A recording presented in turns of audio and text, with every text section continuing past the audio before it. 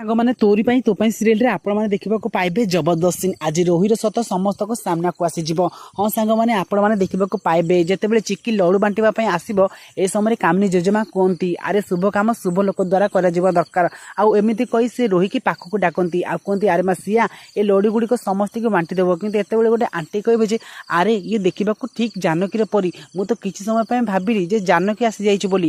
ଆଉ ଏହାପରେ ଜେଜେମା କୁହନ୍ତି ଯେ ମୋ ଝିଅ ଜାନକୀ ତାର ଝିଅ ଜାନକୀ ବି ହିଁ ହବ ନା। ଆଉ ଏ ହଉଛି ମୋ ଜାନକୀର ଝିଅ ସିଆ। ଆଉ ଏତେବେଳେ ସେ ସ୍ତ୍ରୀ ଲୋକଟି କହିବ ଯେ ନା ନା ମୁଁ ଆ ବିଷୟରେ କହୁନି, ମୁଁ ତ ଏଇ ଝିଅ ବିଷୟରେ କହୁଛି, ରାମଙ୍କ ସ୍ତ୍ରୀ ବିଷୟରେ। ଆଉ ଏତେବେଳେ ସମସ୍ତେ ପୁରା ଆଶ୍ଚର୍ଯ୍ୟ ହେଇ ପଡ଼ନ୍ତି। ଆଉ ଏପଟେ ସିନରେ ଆପଣମାନେ ଦେଖିବାକୁ ପାଇବେ ଗୋଟେ ସ୍ତ୍ରୀ ଲୋକ ଆସି ଚିକିକି ରୋହିକି ଖୋଜୁଥିବ। ଆଉ ଏତେବେଳେ ସେ ରୋହିକି ଦେଖିଦେବ। ରୋହି ସେତେବେଳେ ଲଡୁ ବାଣ୍ଟୁଥିବ। ଆଉ ସେ ରୋହି ସାମ୍ନାକୁ ଆସିଯିବ। ଆଉ ରୋହି ସାମ୍ନାକୁ ଆସିଲା ପରେ ରୋହିକି ଏକ ରୁମକୁ ନେଇଯିବ। ଆଉ ଏତେବେଳେ ରୋହି ପୁରା ଡରି ଯାଇଥିବ। ଆଉ ରୋହି କହିବ ଯେ ତମେ ଏଠାକୁ କାହିଁକି ଆସିଛ? ମୁଁ କହିଲି ନା ତମ ସହିତ ମୋର କିଛି ସମ୍ପର୍କ ନାହିଁ। ଏତେବେଳେ ସେ ସ୍ତ୍ରୀ ଲୋକଟି କହୁଛନ୍ତି ଆରେ ମା ତୁ ବୋଧେ ଭୁଲି ଯାଉଛୁ, ତୋ ମା ଏବେ ମରଣ ସହିତ ଲଢ଼େଇ କରୁଛି, ସେ ତୋତେ ଭାରି ଖୋଜୁଛି ରେ ମା।